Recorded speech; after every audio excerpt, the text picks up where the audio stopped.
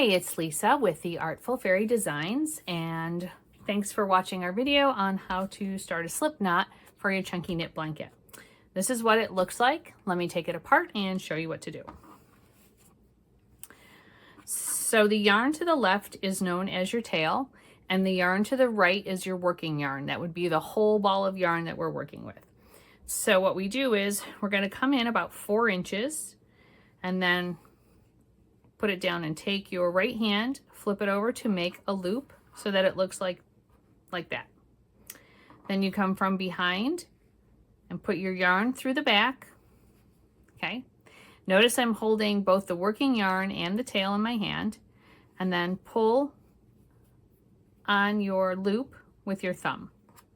You can adjust it by using the knot right here, by holding the knot and pulling on your working yarn. Tighten as you need to, and then just pull it down.